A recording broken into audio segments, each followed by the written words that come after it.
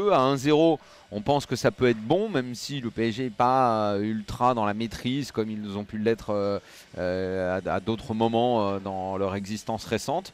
Et puis alors après, à 1-0, alors là, moi je ne comprends plus rien du tout.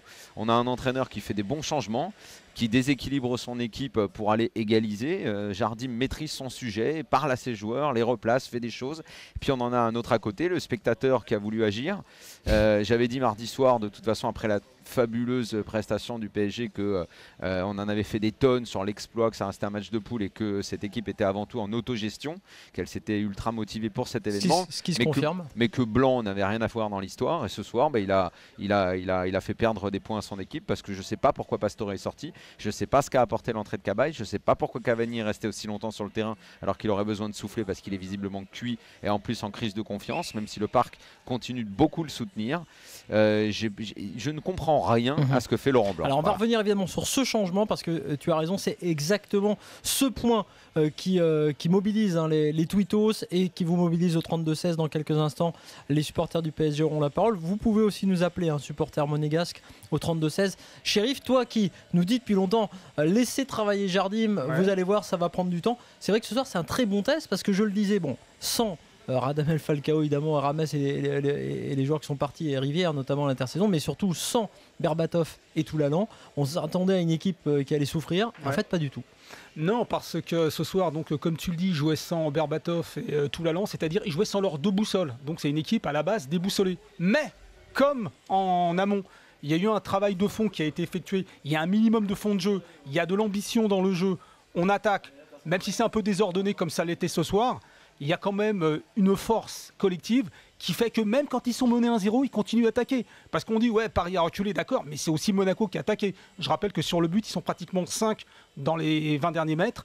Et quand tu regardes un peu les matchs qu'ils ont fait, que ce soit contre Leverkusen, que ce soit contre le Zénith, mais même Montpellier, quand ils gagnent à la 93e, c'est une équipe qui, malgré tout, cherche à aller de l'avant. C'est pas encore ça, c'est pas encore au point, mais les intentions sont bonnes.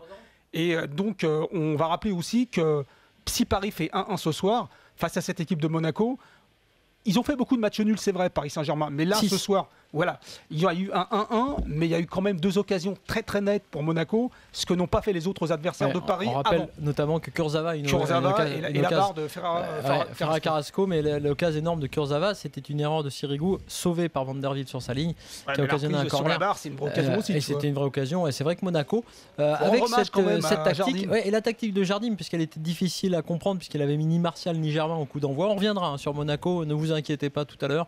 Ce sera aussi à souligner, parce que Ferreira, Carrasco et Ocampos ont mis à mal la défense parisienne. Un dernier mot, je donne raison évidemment à Daniel. Paris aurait dû gagner ce match. Paris était supérieur. Justement, Paris a 8 points perdus après avoir mené dans le championnat cette saison. Et à chaque fois, tu remarqueras que c'est toujours parce que la gestion du match est faite à l'envers. On ne comprend rien au changement que fait Blanc. Plein de fois, il a cassé les liaisons entre milieu et attaque. Il fait un changement, ça occasionne 3 changements de poste sur le terrain. Là, ça a été l'attaque et le milieu saccagé en peu de minutes, parce qu'entre la mi-temps Verratti, il n'a pas choisi non plus. Et la fin, Verratti ne le choisit pas. Ok. Visiblement, il a pris une semaine de Kondogbia. Ouais, mais ok, il le choisit pas, mais il peut faire autre chose à ce moment-là. Mais surtout, pourquoi sort-il Pastore? Alors, le seul qui fait le jeu dans cette équipe. C'était le seul qui était meneur, qui avait les 2 mecs devant lui. Il fallait continuer dans cette configuration. Ou même à la limite, à la fin, mettre un milieu de plus et laisser juste Pastore et Lucas. Mais Cavani est cramé. Pourquoi il le garde jusqu'au bout? Alors, je pense que, figure-toi qu'il le garde parce que quand il le laisse longtemps, à la fin il se dit, si je le sors maintenant, là ça va le tuer une fois qu'il a raté. C'est avant qu'il faut le changer. Ça c'est des raisonnements de petits clubs.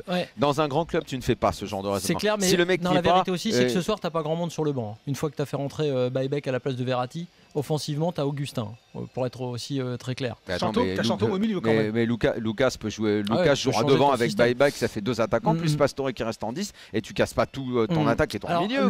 Mais surtout pourquoi Pastore? Voilà, surtout pourquoi Pastore? Pourquoi 75e, il y a plus derrière, il y a plus de mouvement, il y a une balle de contre foireuse foirée par Cavani, c'est tout. Et t'as fait que reculer, Lucas il a terminé arrière droit.